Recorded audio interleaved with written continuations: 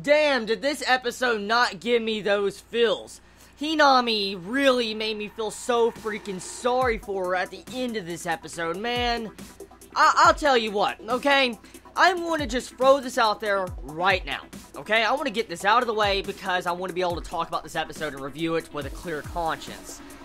I know for a fact this episode was rushed. The beginning was clearly obvious. Yes, people can complain and say, oh, this 3 to 4 minutes file, what more do you want? I mean, the entire development there and all that was clearly rushed because I think what they did, they skipped pretty much 2 arcs of this series. I don't know if they're going back to the arc they skipped in this episode or not, but clearly they skipped over Shu's entire arc of wanting to eat Kaneki, so that's kind of upsetting, really. I mean, I just wanted to throw that out there. Clearly that beginning part was rushed, but past that beginning, if you look past that, it doesn't seem to be that rushed, honestly, from my eyes. I don't know, it's just me as an anime-only watcher, remember? But personally, I'm gonna have to say, okay, as a standalone anime, as a standalone series, usually I'm quick to judge, and I usually would prefer an anime staying close to its source. That's how I usually am.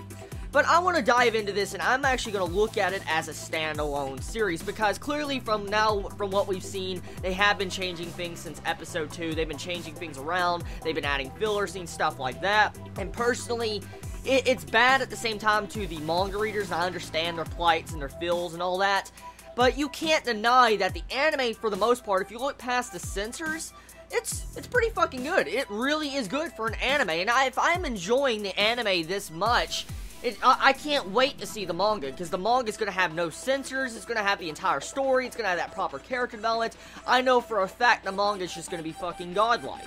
And because if I'm enjoying the anime, when I know for a fact it's rushed, and I'm still enjoying it, imagine the manga. Just picture that for a second, okay? So, I'm going to be looking at, for the rest of the time that this series continues to go on, I think I want to look at it as a standalone adaptation, because clearly I'm enjoying it. I'm not seeing it rushed, and it really is making sense for what is going on, so personally I find it fine, but I mean, it just depends. I'm wanting to hear all of your guys' viewpoint on that. So anyways, talking about this episode, the beginning part once again gave me feels too. If you look past the rushing, the Nishio scene, when you see him trying to guard his love Kimi, I'm like, oh my god, that was a really sad moment. There was like 2 big sad moments, or actually 3 big sad moments in this episode, and you really just, you see how these emotions just come out in this episode. I'm like, oh my god, the voice actors really nailed the acting on these different scenes. Like Nishio, man, the way they drew his face and the atmosphere and mood behind him when you see him like bloodied and all that, and you see, you know, his eyes, his ghoul eyes are off, and he's just staring at Toka, and he's like, just staring at her like he gave up. He's like, wants to defend the girl he loves, but he gave up because he can't fight no more. That was a really heart-touching scene, and really it made me feel bad. It was like some form of redemption for his character, really.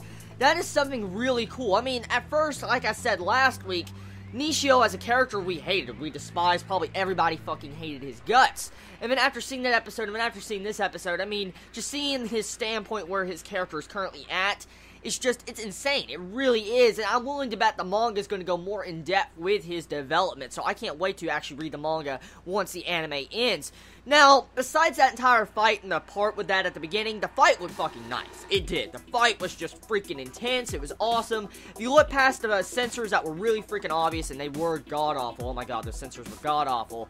It was a very good fight. But pretty much, as we all know by now, those censors will be removed in the BDs and DVDs, so there's not really much I want to complain about. But yes, I do agree the censors were annoying in that fight, especially when something happened to Shu. I think he got his head gashed in or something, because clearly there was a big blinding light on him coming out from the window from the chapel, and you see him get attacked by Toka. I'm like, what the fuck happened? Because I couldn't really tell what was going on there, but there clearly he had some form of large gash on his head, if I'm correct. Now, if any, I guess, manga reader can actually show me that page in the comments below, like, can you link that page when you see, you know, I'm guessing Shu get, like, hurt or something, I'm guessing on his face, shoulder, whatever, please show me that page. I would love to see what they censored out with that. Now, looking past the entire fight and the conclusion, I'm guessing, of that arc that they pretty much fucking rushed, it was good overall. I enjoyed it. It was crazy, and personally, I'm glad we're going into the Doves now. The Doves, hopefully I'm saying the name correct this time, Doves, we get to see a little bit of their abilities this episode. For instance, we see their weapons for the first time. Like, when I first, saw their weapons, like, we didn't really see them. We saw, like, electricity come out of them. Well, they kept that sound effect in this episode, but we get to see them in their full form and glory now with no sensors or anything. And it instantly came to my mind, seeing those, like, weapons, is that they remind me of the Kagones, if I'm correct. The ghouls, like, the fucking tentacles that come out of the ghouls. The Kagone, hopefully I'm saying the name right. Those tentacles that come out of them, that's exactly what that weapon reminds me of when they were using in this episode. I have a theory. I want to throw out a theory.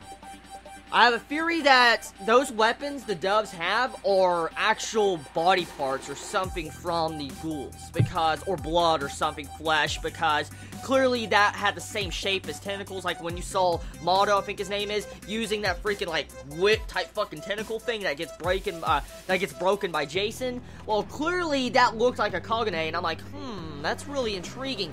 So I wonder how they make those. Do they have to kill ghouls and extract that out of their bodies? Or how do they make those? Or is that just man-made, artificial? I don't know. And might that lead us to a conclusion to finding out that maybe ghouls are artificially made? Overall, I like that conclusion of how we get to find out about the weapons, because it definitely brings up a lot of mystery. And another thing I do want to bring up, too, is why did Jason want those, like, pliers? Those Welper pliers, or whatever you want to call them. Why did he want those?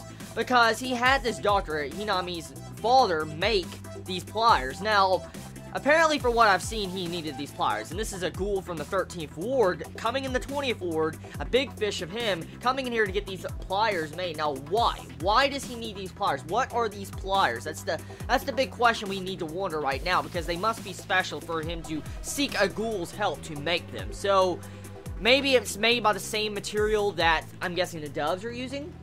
I don't know, because that would be the only reason why I would see he'd want those pliers, but I don't see specifically why you'd want pliers. I mean, if I was wanting to make some form of weapon like the doves have, I'd want a fucking gun or something, but I'm just gonna say. Now, past that entire part with Jason, we get to see Jason's face.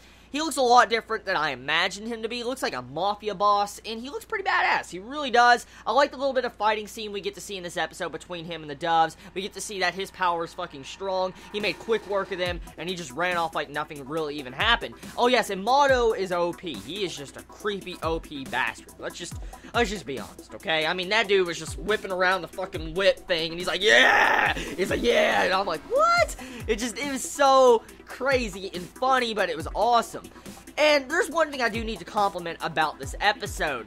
The music. The music is so good. Like, that ending scene with Hinami at the end when you saw her running by herself through a crowd of people, trying to find someone to help her out and help out her mother. The music in that freaking scene really made it so much sadder, and it really gave me those feels, because the main aspect of moral I got out of that scene when you saw Hinami running through a group of people was that ghouls are alone. For instance, it pretty much says that if you're a ghoul, no matter if you're a kid or not, you're alone. You can't just go ask a random human and ask, like, oh my god, the doves are attacking my mother, they're gonna kill her. You can't ask that to a regular human. And so that's really sad, because she really can't ask for help from anyone, not even the police. And so she's forced to hunt down a ghoul, which at the same time, most likely normal ghouls or a sane ghoul will not attack a dove, since you wouldn't want to fuck with them. So it's sad to see how these doves are willing to even kill children off. They clearly were gonna kill off Hinami in this episode, and it shows you that they're corrupt. I know it's their job, and I know they're trying to exterminate ghouls, but there should be some form of peace between humans and ghouls. And I mean, I guess there'll never be any form of peace when humans and ghouls technically don't eat the same thing. For instance, when ghouls have to feast on humans, I don't think they would ever have a nice, good relationship, honestly. I think if they really work together, though, I think they might be able to find out some form of food they could artificially make that ghouls can eat. Because I personally believe that the main point and focus of this series, Tokyo Ghoul, in the end, I see it in the end, the main in-game goal of probably the manga, maybe not the anime, but the manga, is the coexistence of the ghouls and the humans. That's exactly what I see happening, because Kaneki brings up a very interesting point in this episode. He brings up saying that him and Hide are pretty much like the human and ghoul. For instance, are coexisting, and maybe it might be a bridge to the future. That's exactly between, like, how Toka and her friend is, or you have, Nishio and his girl he loves, Kimi. So pretty much it shows you that maybe in the future there might be a bridge to link humans and ghouls. So maybe that might happen, I don't know. The episode overall was very good. Even though it was rushed, I enjoyed it. I had a lot of happiness out of this episode. And like I said again, yes, I did notice it, but I'm enjoying it for what it is, because I have to admit, I love Tokyo Ghoul, because it's the atmosphere, the vibes, and the unique plot that really keeps me coming back, because that's something I really like. Now, all manga readers out there right now, please let me know what they changed. For instance, how much did they change? Did they skip an arc? Did they go back to the arc they skipped in the first place? Let me know in the comments below. Also, all of you that are currently anime-only watchers as myself, tell me how you felt about this episode. I'm curious to find out. I love all of you so much. You have a wonderful day or night wherever you live. Please be safe. Chibi out.